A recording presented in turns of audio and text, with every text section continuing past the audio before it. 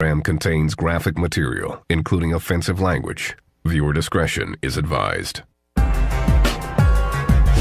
Memphis. It's known for blues, barbecue, and something else. Memphis is rough, man. For real. This city breeds hardcore killers. Like homeboys were killing homeboys, you know. We was knocking each other off. One gang shows no mercy, bathing these streets in blood. A lot of folks tried to come. A lot of folks didn't leave. LMG. LMG, love murdering gangsters. Cause on the Mississippi Delta, it's kill or be killed. It's like an imaginary story, but it ain't. It's a death story, and a death trap.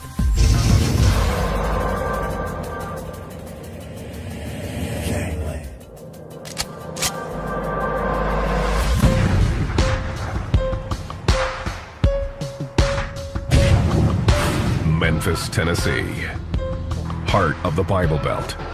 It's got more churches than gas stations, and everybody has a recipe for the best barbecue in town. It draws thousands of tourists who flock to visit the birthplace of the blues and the home of Elvis Presley. Memphis is also one of the deadliest cities in the country. It was folks dead everywhere. Dead in the garbage can, dead in the snow, dead standing up on the wall. Just death. In 2007, according to the FBI, Memphis was the most violent city in the nation, with more than 1,200 violent crimes per 100,000 residents. The #1 reason for the bloodbath: gangs. It's like every major city took all their gangs, put in a toilet, flushed it, and they came out in Memphis. This city of 674,000 holds some 300 different sets of gangs.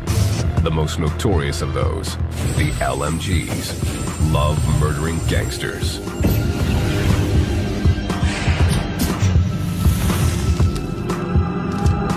They had the attitude that they were above everybody else. It caused them to really having to back up their attitudes. We liked the attention. We drew attention. We did things our own, on our own, and we did things our way. The gang started in Lemoyne Gardens Housing Project.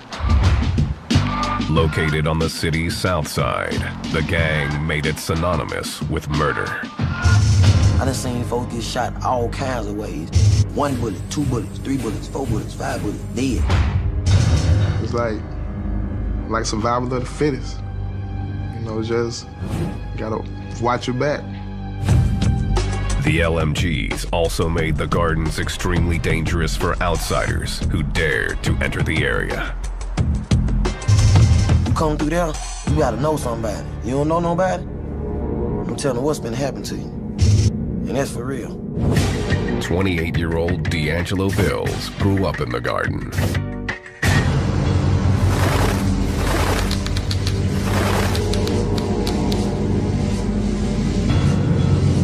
My life at 12, man, it wasn't boring.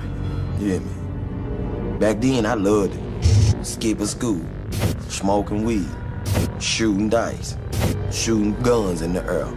It was crazy. His LMG crew calls him Wild for good reason. He's been shot 17 times. I got holes everywhere in my body. You know what I'm saying? And I got them in direct places that will kill you.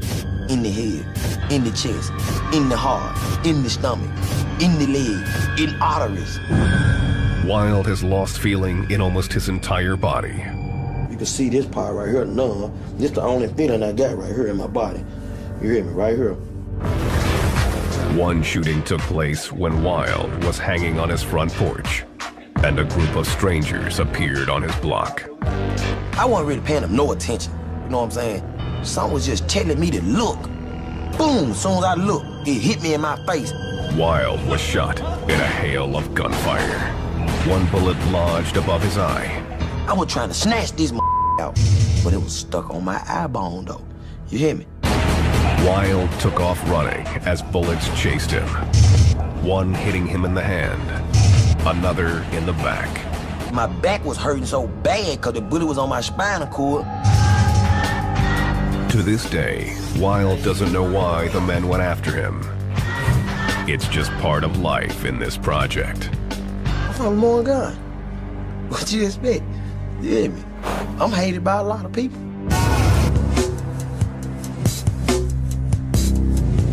LMG member Curtis Crump learned early on to tune out the gunfire in Lemoyne Gardens.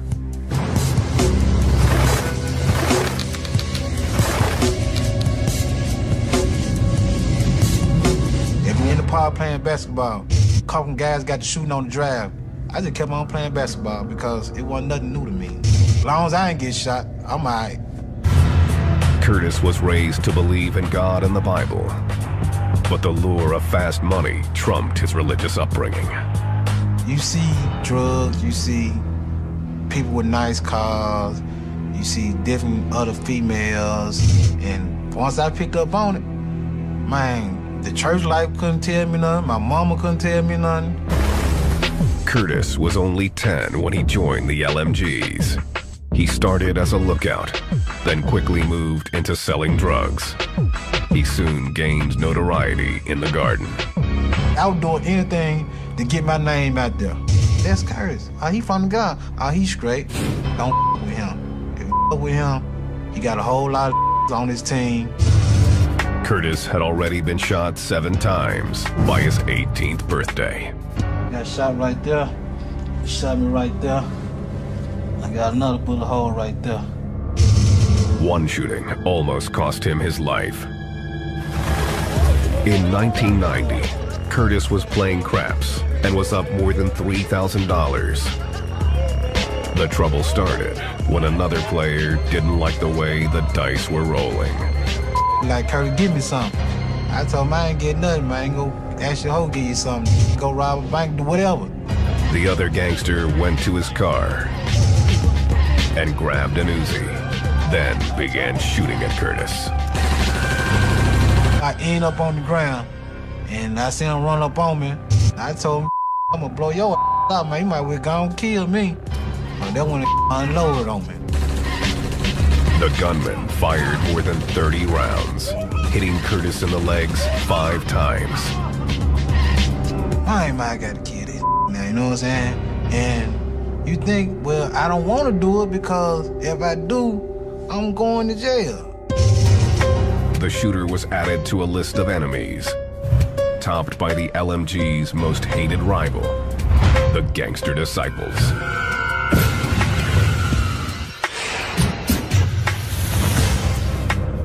The two gangs have battled for control of the Memphis streets for years.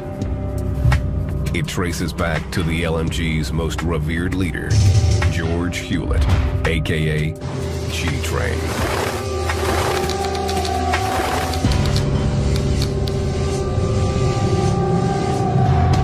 In 1993, 23-year-old G-Train ruled the drug scene in South Memphis with an arsenal of weapons and an iron fist. He was like Sammy the Sam. I mean, everywhere he went, he had 2 or 3 guns. To fellow gang members, G-Train was invincible and could not be brought down. He got shot. He still out the next day. Run around. He wasn't ever scared of nothing. He went anywhere he wanted to go. Alvin Johnson, known as Dog Pound, was G-Train's childhood friend.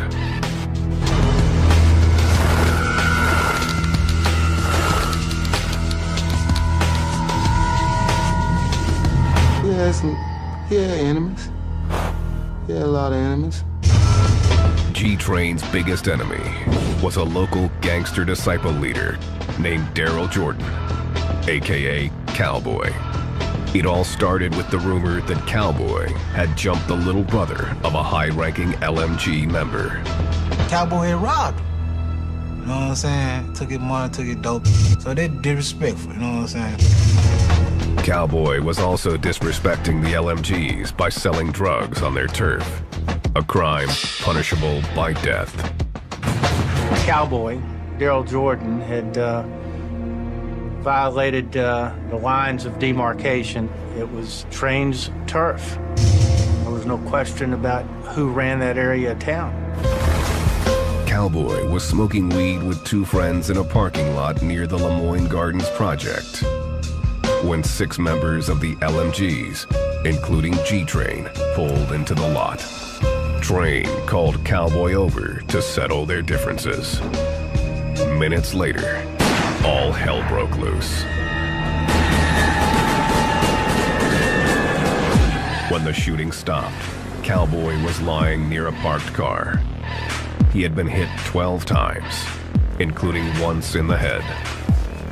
The police rushed to the scene and found Cowboy amazingly still alive.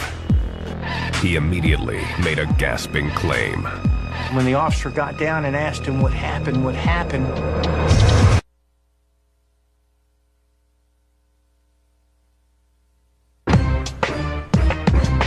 Memphis, the River City.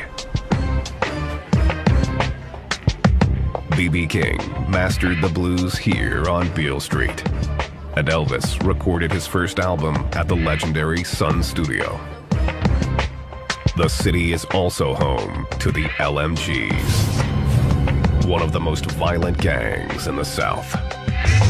People love to see evil. People like that. Where I'm from, we feed off of it, you know.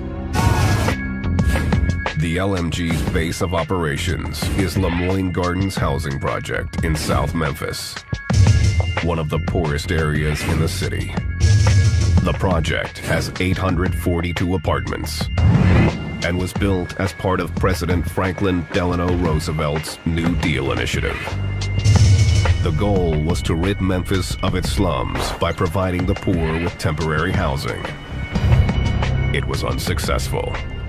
Public housing became a permanent place for people who were in poverty to live, a place we could forget about people in many ways. Those forgotten people have gone through generation after generation of hopelessness. It concentrated substantial numbers of people in a relatively small area that have very little hope for economic advancement, often have failing schools that are serving them, few services that are available to them. All of that starts giving rise to the kind of criminal activity we see. While many residents of the projects were hard-working citizens, some chose a different path. In the 60s and 70s, dealing drugs became a way to make a fast buck. The scene only got worse in the 80s when crack hit town. Once crack cocaine hit the streets of Memphis, Tennessee, there was a great deal of fuel added to the fire. Gangs hit the streets.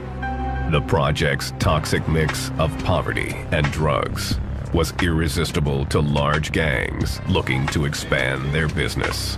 The Gangster Disciples of Chicago were one of those in search of a quick buck. Their arrival disturbed longtime residents like Alvin Johnson, aka Dog Pound. It came to a point where we were like, hold on, something is changing out here. Really changing.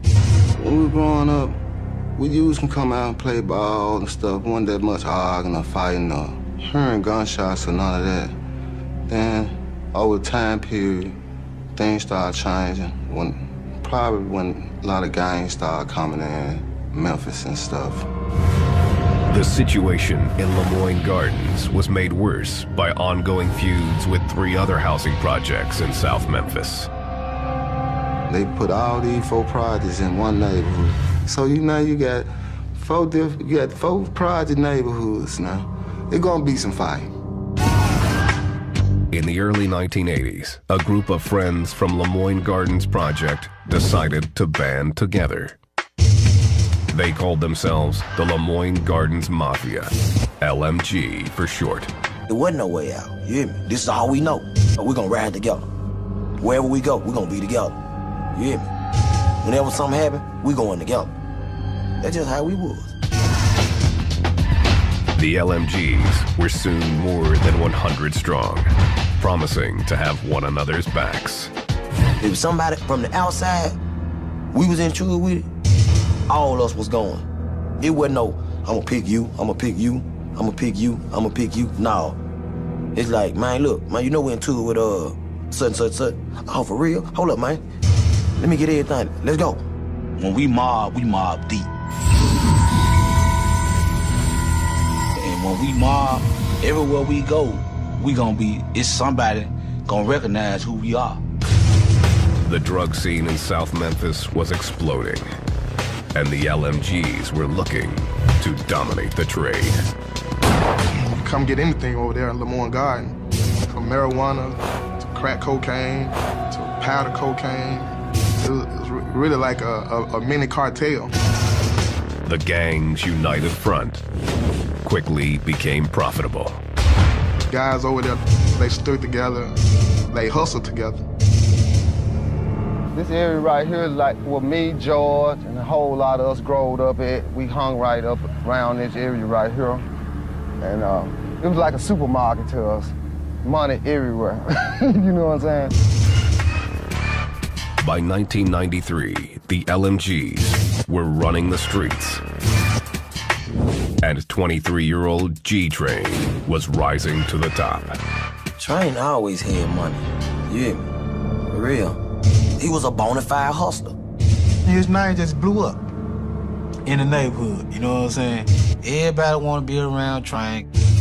G-Train threatened anyone who got in his way as he assumed control of the LMGs. The name Train conveys a certain message, or messages. And it's about fear, it's about violence, it's about a hardcore Memphis gang. His deadly mystique soon stamped him as untouchable. He went anywhere he wanted to go. If he felt like he wanted to go there, that's where he went. He wasn't running for nothing. G-Train used his drug profits to purchase a nightclub, the Headquarters. It became the place to be seen and the main hangout for the LMGs. Normal night, we have probably up to about 500 people come up through here. Cars all up, down here, all up here. From the street, it looked like a legitimate business. But behind closed doors, the Headquarters held a secret. Club was more like, club slash, trap house. Ecstasy pills, marijuana, cocaine. I mean, it was all there in the club. So it's like a one-stop shop. And this is where they would hold their meetings, or so-called roll calls. And they would talk about their business. They would talk about, okay, where are we at with our money? How we're going to make money. What are the gangster disciples doing? What are the rival gangs doing? G-Train's empire continued to grow as he appeared to go legit. He formed a music group and cut a rap album. G-Train also tried to build a reputation as a local Robin Hood. He bought a barbershop, gave out free haircuts, and sponsored a 4th of July fireworks show. He showed love. I mean, on Christmas, if you don't have one, he'll make it happen for you. I mean, he bring gifts. To the LMGs, he was a hero, a man to be emulated. He was really like a daddy to me, because I ain't had my daddy. You hear me? And I was trying to be like this man, him. Like when Train started selling dope, I wanted to sell some dope. I seen Train buying cars. I gotta get me a car. I seen Train toting guns. I want to do that too. That's when he started taking the guns to school.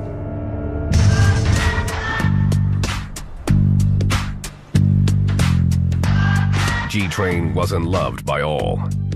As his power and wealth grew, he and the LMGs began crossing enemy lines.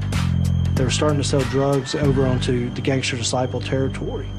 And when that started happening, the LMGs and G-Train were starting to cut into the money of the gangster disciples, which is going to cause a problem. The gangster disciples wanted G-Train dead. It only added to his legend. He was said to have 9 lives for all the times that people tried to kill him, but were unsuccessful. The gangster disciples got frustrated when they couldn't get to G-Train and went after his family instead.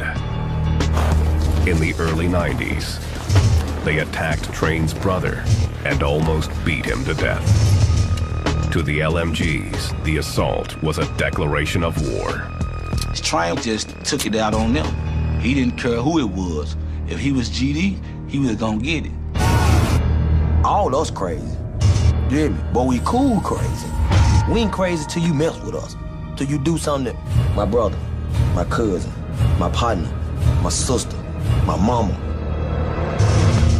The LMG's plan was simple. It was just SOS, shoot on sight. The murders began to pile up as each killing was met with another. God, it's Murderville, you know what I'm saying? So you get coming through there after dark, it's bloodshed. The LMG's name took on a more sinister meaning. LMG changed from Lemoyne Garden Projects to Love Murdering Gangsters. The posse had a new battle cry. GD, short for Gangster Disciples. LMG added a K to it, GDK, Gangster Disciple Killers. By 1996, corpses were piling up on the streets. It was unlike anything Memphis authorities had ever witnessed. The war by law enforcement standards was off the charts because of the number of killings and shootings that were taking place in a small period of time. The Memphis PD were outnumbered and overwhelmed. Even with 1,500 officers, they couldn't handle the nearly 2,000 arrest warrants generated by gang violence alone. How are you gonna chip away with that small of a population of officers? It's virtually, the numbers are impossible. It's like sticking your finger in a dam to keep from busting. You know, it's not gonna work. Check, make sure there's one in the chamber. With gang violence reeling out of control, the sheriff's office responded by creating the Street Crimes Unit, a hand-picked team of some of the most specialized officers in the area. I liken it to pretty much an all-star team. You take people from different divisions and you bring their particular skill set and you add them together, and that's the street crimes concept.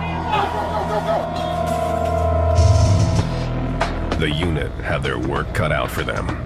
The LMGs had the gangster disciples running scared, and the cops were playing catch-up.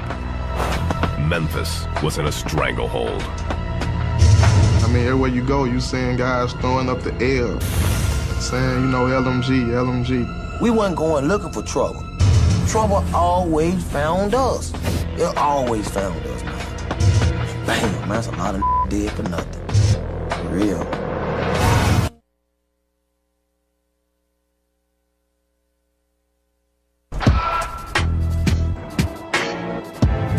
Memphis. From Graceland to the Civil Rights Movement, this city has seen its share of history, much of it infamous. Going on about your business now, or some gonna rob, some gonna shoot you. In 1997, the Street Crimes Unit was formed to combat one of the city's greatest threats, gangs, among them the LMGs, or love murdering gangsters. Detective David Ballard has been a member of the team for 2 years and has first-hand knowledge of the violence.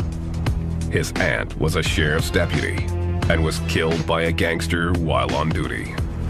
Her call sign was Charlie 7, and I got to put on my trigger finger there.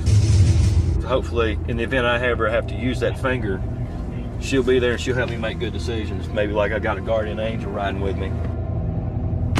The Street Crimes Unit has a tip on some gangbangers selling drugs out of a trap house in South Memphis, where the LMGs reign. This guy got some, should have some crack cocaine, marijuana.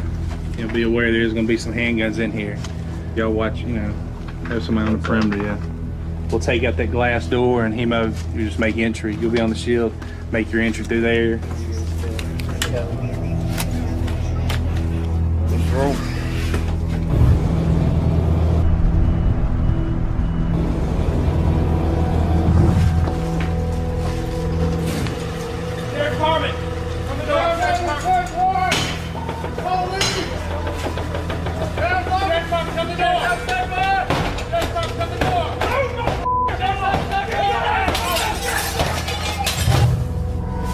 Mexican gang member was arrested.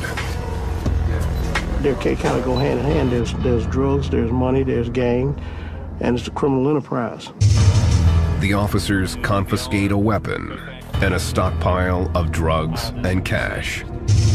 They have some kind of drug notes. This right here, this is like, $16,800. How he's got it split up.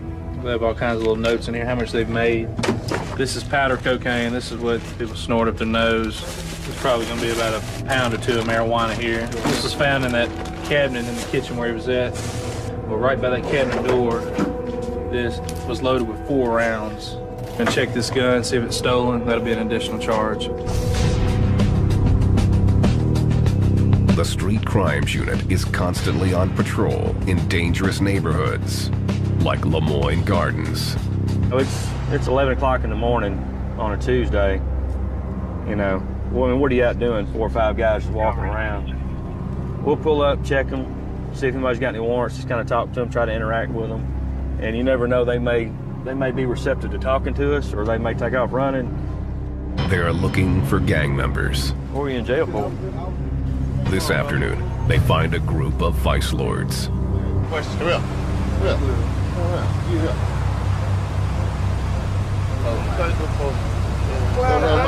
So now you ain't doing nothing. I ain't say I was doing nothing. All right, well, it's mine now. I hate gang members so much that, I don't care about the bandana. I'm gonna get it and use it what it's for. It's probably pretty much like to wipe my shoes with. It's mine now. Yeah, how they do it? Yeah. You're not gonna walk around in my presence with a flag.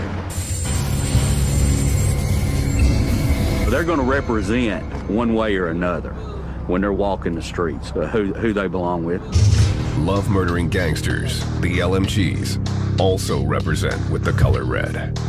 We will wear the opposite colors of disciples. Their street colors are blue, we will wear red.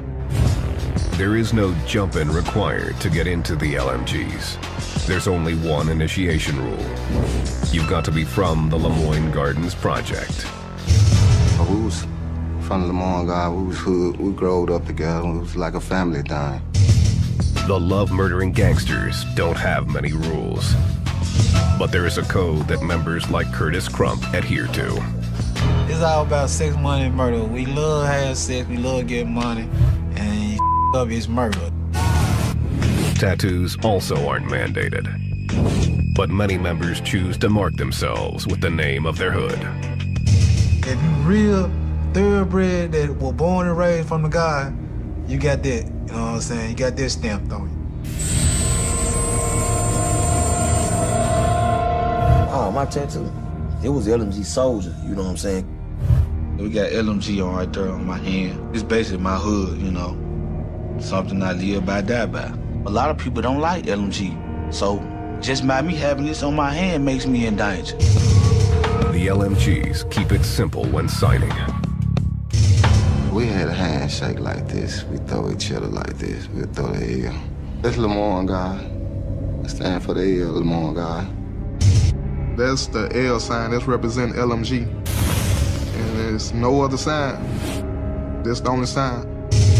Representing isn't just about showing your allegiance to the LMGs. Their leader, G-Train, flipped the script and used it as a warfare tactic.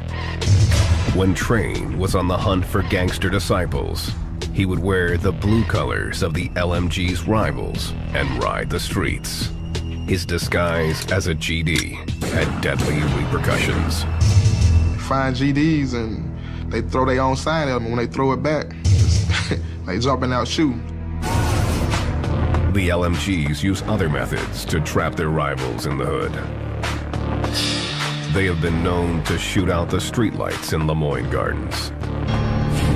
If anything was to go down, any type of violence or any type of altercations, they wouldn't know how to get out. It's pitch dark.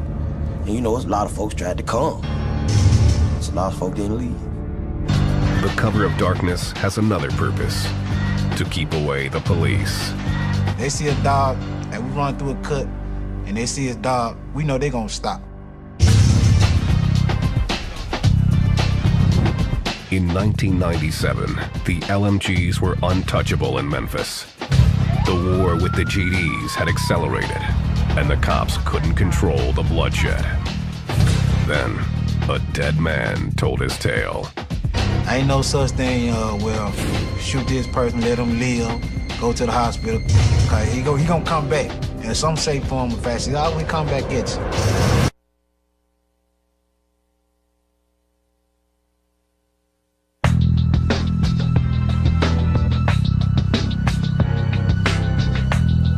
Memphis, Tennessee. Love murdering gangsters, the LMGs, and their ruthless leader, George G. Train Hewlett, had decided it was time to kill or be killed.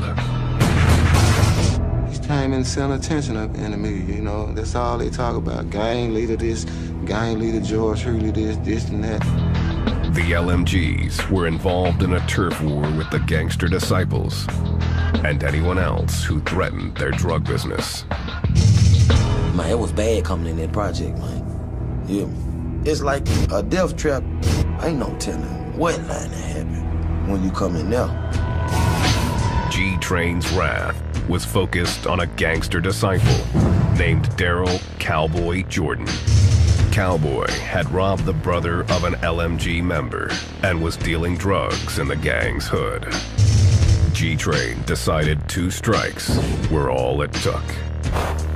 Cowboy was hanging in a parking lot when 2 cars filled with LMGs pulled up. George Hewlett was in one of those vehicles and called Cowboy over for a discussion. A couple of minutes after that conversation took place, there were multiple gunshots. When the firing stopped, G-Train walked away unharmed. Cowboy was lying near a parked car. He had been shot 12 times. The police arrived on the scene just in time to hear his final words. He had kept telling the officers on the scene that Train was the one who shot him. Cowboy died minutes later. The authorities were confident that Cowboy's dying declaration would finally put G-Train away for good. Cowboy had no reason to lie. He knew that he was probably about to expire, and he wanted the officer to know who had done him in. The case was weak from the start, as eyewitnesses said they never saw G-Train holding a weapon. Even the most damaging witnesses were only claiming that George was there at the scene, that he called Cowboy over to the vehicles, and that gunfire erupted shortly thereafter. Nobody could put a gun in George Hewlett's hand. The case fell apart, and G-Train walked free. And then they found him not guilty on the charge, you know. Wouldn't come like, he didn't have no pill. He was talking at that time. He never did nothing. The Memphis PD suspected the LMGs had intimidated witnesses. People tend to kill witnesses. If they just shot up this house, what's going to stop them from shooting my house up? You know, what's going to stop them from hitting my daughter or my son or my grandchild? No, I didn't see nothing, officer. Our motto, we can't leave no witnesses, so you might get caught up in the mix, you know what I'm saying? 2 LMGs that were with Train pled guilty to voluntary manslaughter. They were sentenced to 10 years. G-Train was in the clear. The case marked a turning point in the prosecution of gangbangers in the city of Memphis. It was realized that there were some complexities to prosecuting gang murders and that they needed to put together a specialized task force to confront these kind of cases dealing with witness intimidation, witness relocation, and certainly using gang members as witnesses. The district attorney took action, creating the Gang and Narcotics Prosecution Unit. The sheriff's office also launched the Street Crimes Unit, an elite team of officers determined to end the bloodshed. It did nothing to slow down the LMG's reign of terror. If anything, G-Train's acquittal made him even more brazen. 1998. First, Train was suspected of shooting 2 gangster disciples from a moving car. Then, just weeks later, an officer responding to gunshots found G-Train standing over the dead body of a gangster disciple named Demetrius Jones. The officer then found himself in the line of fire.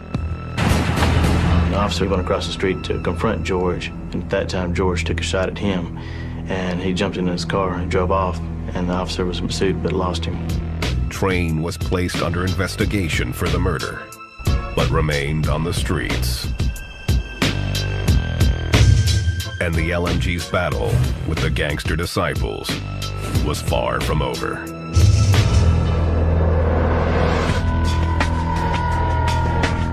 The violence became so rampant that Curtis Crump's girlfriend's house was shot up by a group of gangster disciples.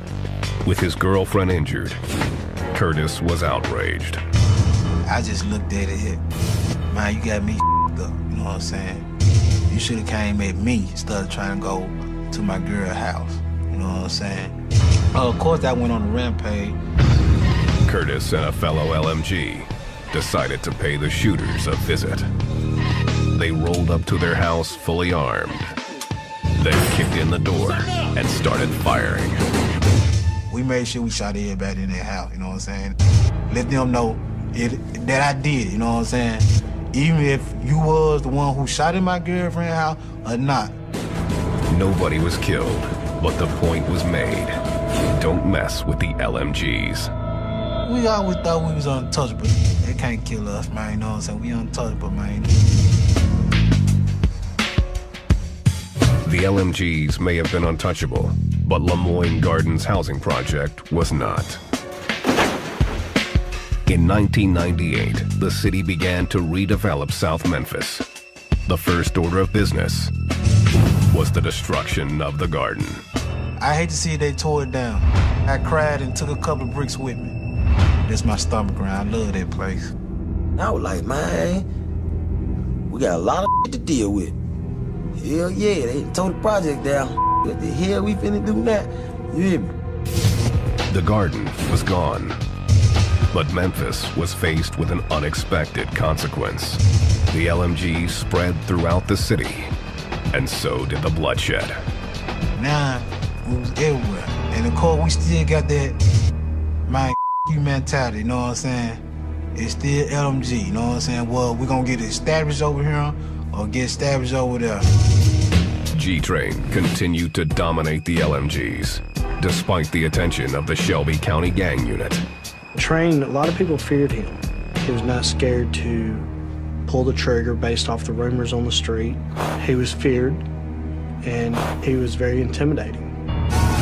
I guess, you know, when you feel like you that king type person, you feel like you can't be touched.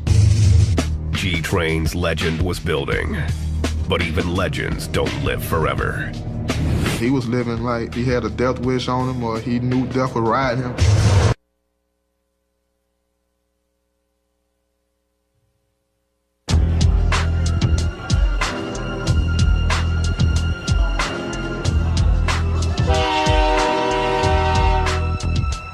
Memphis, Tennessee, 1999. The LMGs, love murdering gangsters, were as strong as ever, despite the destruction of their hood, the Lemoyne Gardens Project. Their embattled leader, G-Train, had avoided serious jail time and numerous assassination attempts. A lot of gang members started to believe in this mystique that he was invincible. George had 9 lives. On November 10th, G-Train's legend came to an abrupt end. The details are sketchy, but it's known that G-Train was alone at his nightclub, the Headquarters. Train's childhood friend, Dog Pound, was locked up at the time, but word from the street reached him in jail. Train truck was parked right here, and he was coming out this door right here. So when Train entered out the door, we entered his car, 2 guys come running around with assault rifle, start shooting. Dogbound says Train was struck multiple times. He fled his truck and ran down the street, his shooters close on his heels. Where he fell down at, and they said a man came, stood over, pulled out another gun, and shot him one more time in the neck. No witnesses came forward, and the case has never been solved. I don't call it murder, I call it assassination. He was assassinated. It's like he had formed so many enemies that you will never know who did it, you know? You got everybody coming at you. You got too many people to watch. G-Train's 9 lives were finally over. The gang was devastated. It affected me a whole lot. Really a whole lot. I miss him a whole lot. He was a friend to me. Close friend. Think about me every day. I started crying, man. I was baby crying. You know how a baby cry? I was baby crying, man. I ain't never cried like that, man. Hundreds of people attended G-Train's funeral. It was like a celebrity had passed away, like the Pope. I mean, cars all as far as you could see. The Shelby County Gang Unit also attended, expecting retaliation. Snipers, detectives, homicides, CIAs, in the bushes, camouflaged. Man, I ain't never seen no funeral like that in my life. But we're all in bushes. Man, it was more police than The payback never came.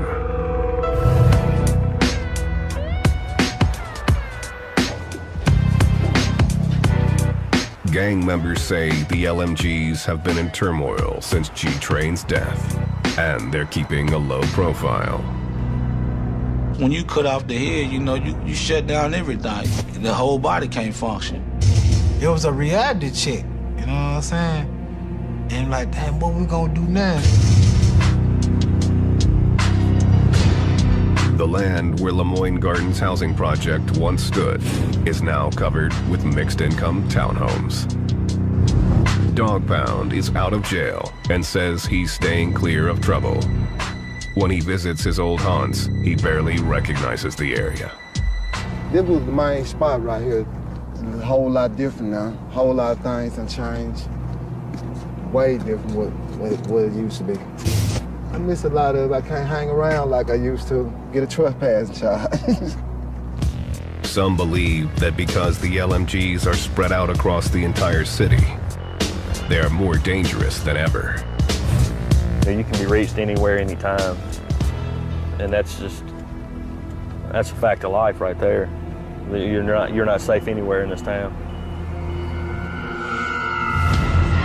34-year-old Curtis Crump is currently on trial for attempted first-degree murder and aggravated assault. He's confident that the LMGs will soon be as large as when G-Train ruled the streets. We got brothers that came up and they throwing LMG up. Kids might be throwing LMG up, so it ain't gonna never end. Yeah, the train gonna definitely roll, you know what I'm saying? No matter what. D'Angelo Bills hasn't spent a full year outside of jail since 1990. Wild continues to represent the gang, but is aware it comes with a price. Lost a lot of love, man. A lot of friends. Man, a lot of they ain't even here no more. You hear me? No, half of them in penitentiary, like I said, and half of them dead. He hopes that his current stint in jail for a weapons charge will be his last. When he gets out, Wild plans to focus on his rap career, where he pays tribute to his fallen LMGs. I'm shedding tears, and can't nobody feel my pain. Over the years, I done seen some of the craziest thing. Remember Train? That's a legend. Most of y'all don't know. When he was here, he ran like they pictured a ghost. Right after that, Lil Daddy died. A chopper opened his chest. I wish like hell I could've caught him just to get in my vest. Life is a mess. You can only live once on earth. So if I die right now today, I know my mama be hurt. I'm still thinking about my auntie. Shouted MP and Lil Mike. They got me shedding tears, dog, but they're just life. It's just life, man. Feel that?